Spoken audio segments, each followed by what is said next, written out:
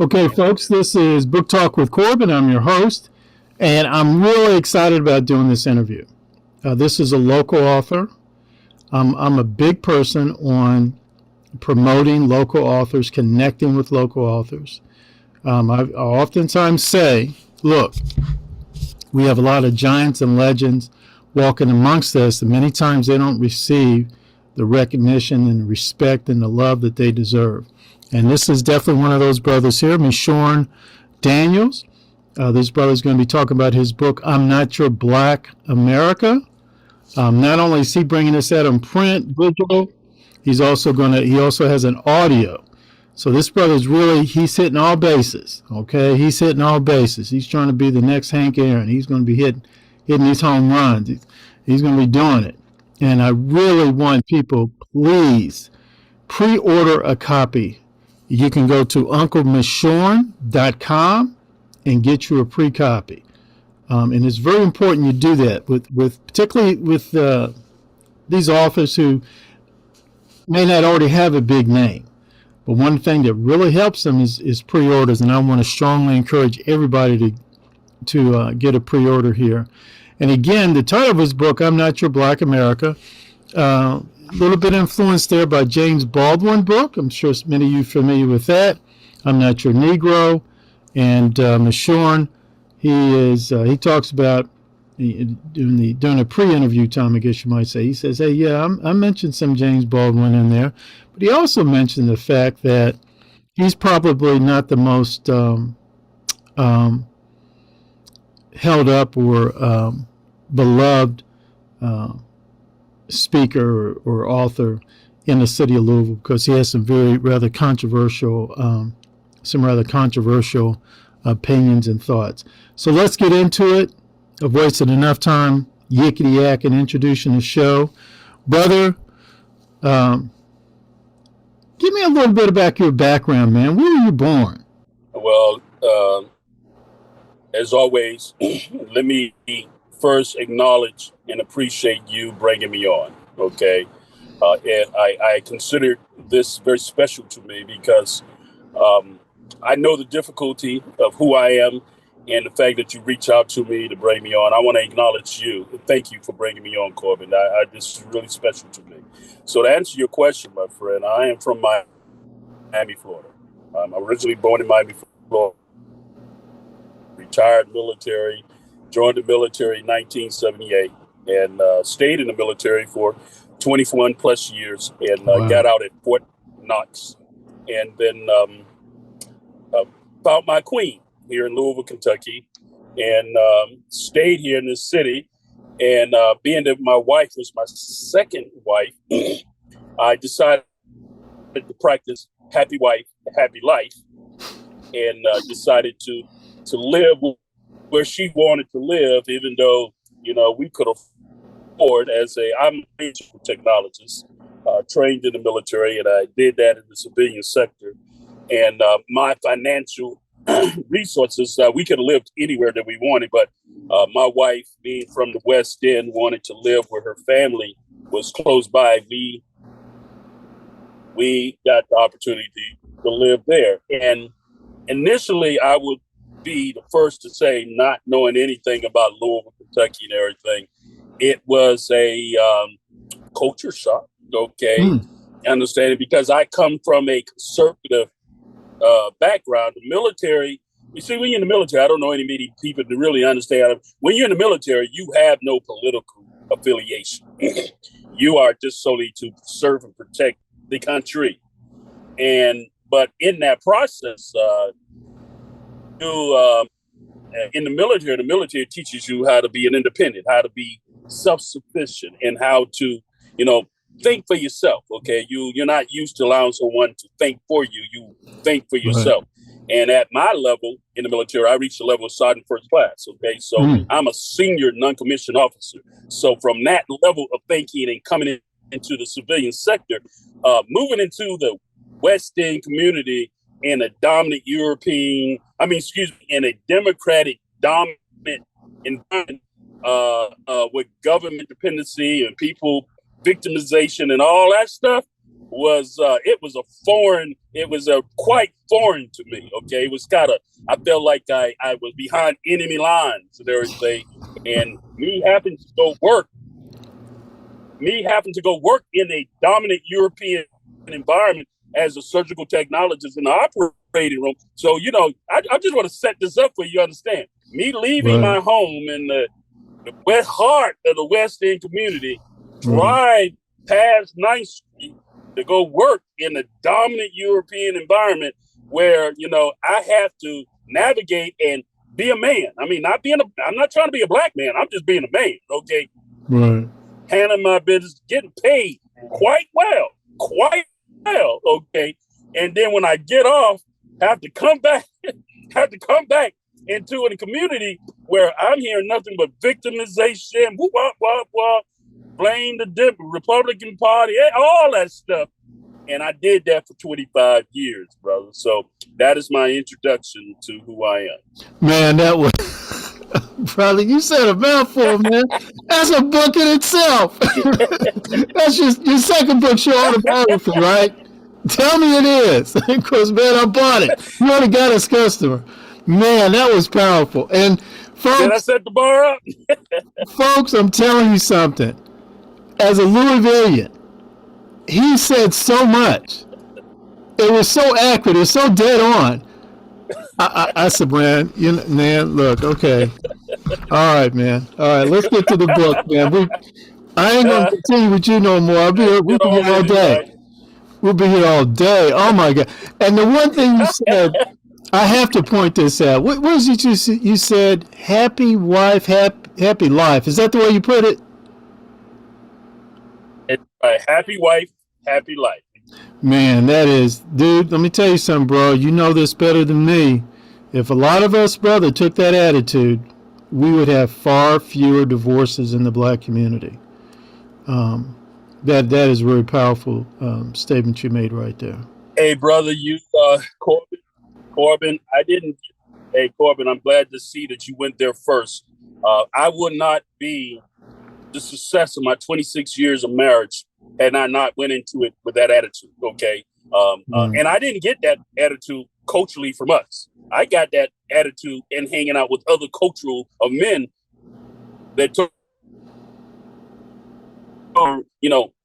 the successful man in your house, as a king of your house, is first pleasing your woman, okay? Making your wife feel happy about who you are and making her feel good about who she is and making her happy. He said, and when you accomplish that, he said that you can do anything you want to do. Wow. He's right, man. That's powerful. That's powerful. Yeah. I mean, that's your third book right there. That's your third one right there. Shoot, man, you got. Hey, cool. Yeah, you my publishers, bro. You already talking about trying to hook me up with some new books and everything, bro. You better believe that, man. We need that. We need that message. Well, look here. Let me say this real quick. This is Book Talk with Corbin. I'm your host. Folks, go to my website, Book Talk with Corbin, spelled CORBIN.com. And I have a lot of great interviews there. I've got several interviews with New York Times best-selling authors, including David Horowitz and Star Parker, many other great folks. And now we're going to have my brother here, Meshorn Daniel. And we're going to have him up on there. And I want people to listen to this interview, not once, not twice, but 3 times. And please share it, because he said a lot. He said a lot. And if you're from Louisville, you know he said a lot. You know he said a lot. And what he said wasn't just some bull. It's important stuff that we really, as Louisvillians, need to chew over and talk and get out there. Now, brother, I notice here, in your background, you're quoting MLK. They will not be judged by the color of their skin, but by the content of their character. Are you giving us some sort of indication of what you're putting or what's in your book? Absolutely. First of all, the title of my book, Your Black America. So I am actually tying in what Dr. was actually referring to. He was referring to the idea that the character of who we are needs to be the most important thing not boxed to the color of our skin. And so my whole book is about that. My whole conversation is say to American, and matter of fact, let me ask you, as you interview me, by the title of my book, who do you think my immediate audience is? Who do you think my general audience of who I'm talking to first? I am not your Black American. So who you think I'm talking to first? It's interesting you asked that. Initially, I would have said white folks, and then, because it was so similar to the James Baldwin thing, I was saying, well, he's saying something to us black folks too. So, I was really sort of mixed on that, and that's one thing that intrigued me and saying, man, I've got to interview this brother. But I don't know. Go ahead. Keep on your point. Well, Corbin, it's fair that you would feel that I'm speaking to the dominant European culture. You're going to notice that I specialize in just myself to say specific things. My book is meant for the dominant European culture, as you call them, white folks. Okay, but not just any white folks. I'm talking about the elite, the ones who controlling things, the ones who put things in place. So when you read my book is written in a tone and an intellect that's specifically to that demographics of people. Does that make sense? Yes. Yeah, it does. You're sort of going in and out, but I think people are getting the bulk of it. So let me ask you this. When you say it is to the dominant European population, I guess you might say, but it's to the elites, the ones, as you put it, are sort of controlling things. Now, are you saying to them, hey, you guys are the enemy, you're the devil, or what? What do you just what's sort of like your general message, I guess, you're trying to get across to them? Very good. Good question, Corby. Very good question. First of all, no, I'm not coming across as the angry black man. Let's go ahead and make that very clear. No, okay. No, I'm not going that avenue. I'm a brother, an American, proud to be here, who's just turned 62 years old, who's have accomplished a lot being here as an American. Now, my book is saying that after I've reached 62 and I have traveled and seen so much, and I'm seeing Black Lives Matter, I'm seeing the political makeup of our country, I'm seeing the fight and everything. What I'm saying is that after reading Noah Shelton's book, America's Little Black Book, who actually was the start. I mean, have you heard of that book? Yes. America's Little Black Book by Noah Shelton? Yes. Okay. Well, it was in that book that awoke in me to the idea that, you know what? I'm not black. Okay. I'm not black. I am a descendant of American slaves. Okay. And it was in that book I realized when he specifically talked about that this country, we are the children of this country and the dominant European culture. Now, those are words that I'm saying that I put in there. The dominant European culture intentionally swayed us and directed us away from our birthrights, our birth inheritance, and our birthplace based on a color construct, the deceit away from what is right ours. Generation American slaves from 1619 to 1865. So no, I'm telling the dominant European culture, I done peeped your game. I done saw what you're doing. I'm not going for it anymore. I'm going to educate everyone who's younger than me. I'm going to let the cat out the bag and drop it out there like it needs to be dropped. I'm letting them know in your face, I am not your black anymore, America. I am a man, a husband, a father, and an uncle who can tell you who I am. And I don't need you telling me to box me into a color. I'm going to tell you who I am. I'm going to tell you who I am. I am the American descendants of slaves, and I'm going to sit back and see how you like that. Wow. Okay. Folks, let me comment here. But this brother here, I think one thing we have a lack of in the United States of America is a respect for profound intellectual thinkers like this brother right here. And you find many of these disregarded and disrespected intellectuals. Many times they are what I would call black men, like this brother right here.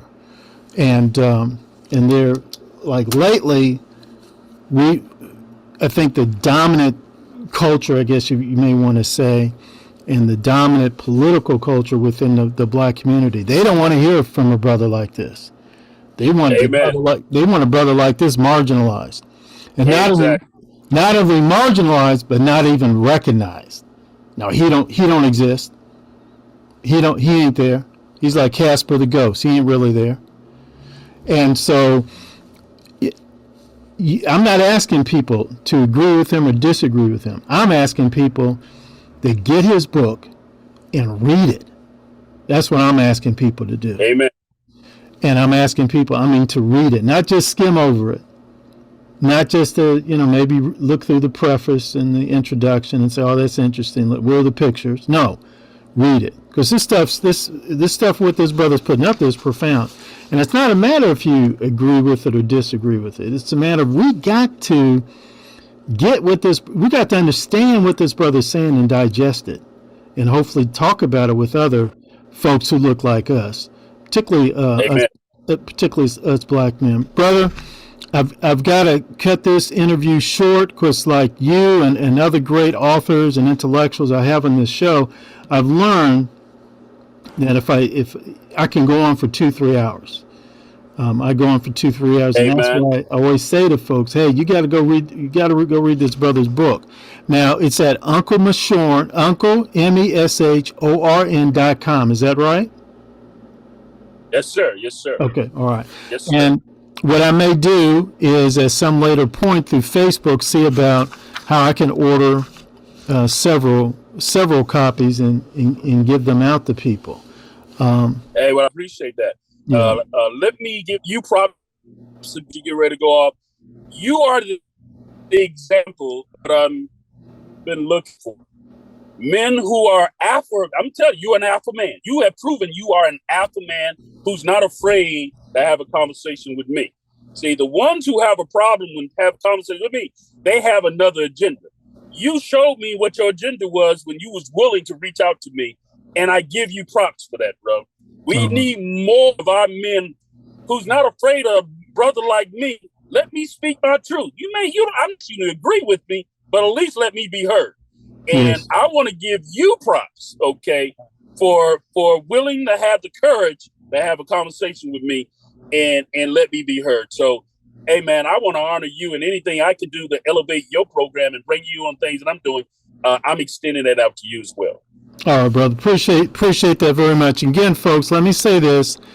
Uncle Meshorn, Uncle MESHORN.com. Go there, put in a pre-order. Okay, go in there and put in a pre-order, and hopefully there at that website too, you can learn how to do how to get his audio book. Now I know a lot of folks out there, including myself. A lot of times it's hard for us to carve out time to just sit down and read. But those audio books, boom, you can awesome. Put it in the car, have it on the CD player at home, that kind of stuff, and you'll get through a lot. Brother, thank you again. We are going to be in touch, and man, I just want to thank you again. Can I just make a shout? Sure, go ahead. I just want to make a shout out to Michael Spencer. Michael Spencer, a author, audio author. That's going to be the brother that's reading my book. And listen up, I'm going to tell you, I want to get that brother a lot of work. That brother, man, he makes the third one. I mean, the first two brothers, man, my book scared them, bro. They scared them. They said, nah, I can't do this. I can't do it. But Mark Spencer came on board. He said, I'm doing this. And not only said he's doing it, he felt honored to be doing it. Wow. So I want to give him props for coming in here and doing my book. Michael Spencer. All right, yes, brother. Sir. All right, brother. We'll be in touch, okay? All right. Thank you.